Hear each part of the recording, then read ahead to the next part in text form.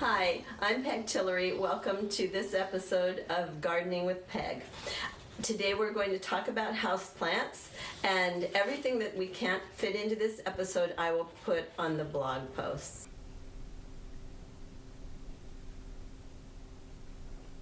For some people, gardening with houseplants is the easiest thing in the world. For other people, it's the hardest.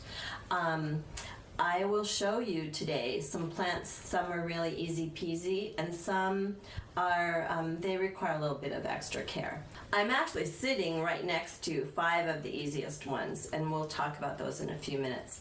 The only real trick to houseplants, really and truly, trust me on this, is watering and light, and sometimes fertilizer.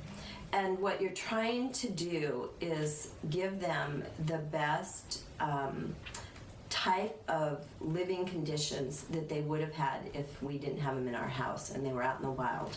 Most houseplants come from the wild, and there's a lot now that are genetically made from tissues, where they just take a tissue from a plant and grow it in the greenhouse, but they still need certain conditions. So let me show you a few of these. One of my very favorite plants in the whole wide world is this one. It's called the night blooming cereus. Its common name is rickrack plant. You can see that it looks like rickrack that people used to sew on their clothes, and it only blooms at night. That's why it's called night blooming cereus. It when it's making the stems that the blossom will come from, they grow on the very tips of the leaf. The blossoms will wither within about 24 hours, but you'll get a lot of them. This one is blooming, and it probably will get about 20 or 30 blossoms on it. Smells exquisite. Easy peasy to take care of, trust me. This is probably the very easiest plant ever. If you can't grow anything else, you could grow this. It's a Sansevieria, but people call it mother-in-law's tongue, which is, take that however you want. It grows in bright light, it grows in low light, it grows with water a little bit, it grows with no water. It really, truly is just a super friendly, user-friendly plant for people trying their luck with houseplants. These are a little bit more tricky. They're kind of like an African violet, so you want to water them fairly regularly, and they come with leaves that are contorted, leaves that are variegated, leaves that are solid. There's one variety that has dark green leaves with little dots on it, and it's just a user-friendly plant. This is an oxalis. It's the purple variety. It gets these wonderful little blossoms. There is a type of oxalis that grows outside. This oxalis would die outside. I've tried it. And it has little tiny bulb-like roots. And those leaves also fold up at night, so don't panic when the leaves fold up at night. This is a little sundew, and it's probably the very easier than Venus flytrap.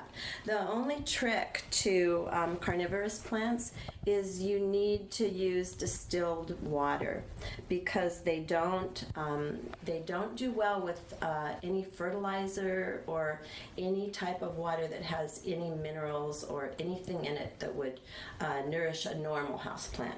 So this is a little tiny sundew, and it actually eats the little tiny like fruit flies, so I like it a lot. If you have allergies in your family, you probably will want to select a houseplant that's only for foliage. There are quite a few that don't get blooms.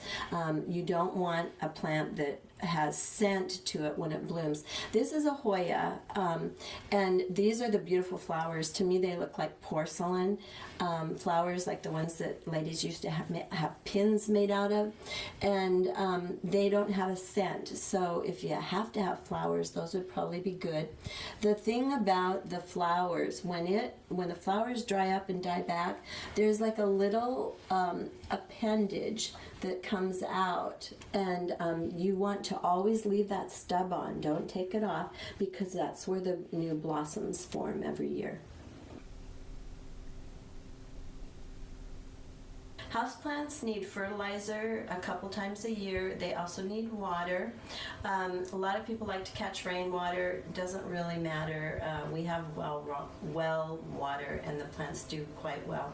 Not to advertise any particular product, but I just use Schultz. It's just a 10-15-10.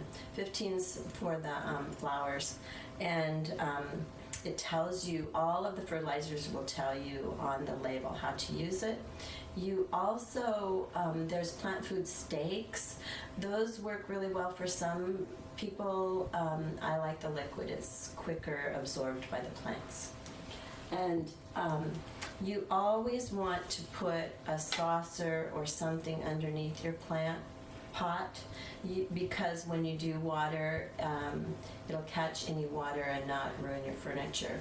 Some people, well, I do this actually. I put my plants in the shower once or twice a year, to get all the dust off of them. These are just a few of my favorite houseplant books. I will talk to you more about them in the blog post. If you want to grow houseplants, it's good to look at a tropical plant book, also at a book on cactus and succulents, because those will tell you the normal growing conditions. Plants that you can force from bulbs on the inside are also a good thing to look up and see what other kinds of things you might want to grow inside your house. Some of you have read or heard about our dog Patty. So one of the things to remember about houseplants is to make sure they're not poisonous to your pet, to your dog or your cat, or if you have a bird that flies around your house, like a parrot or something.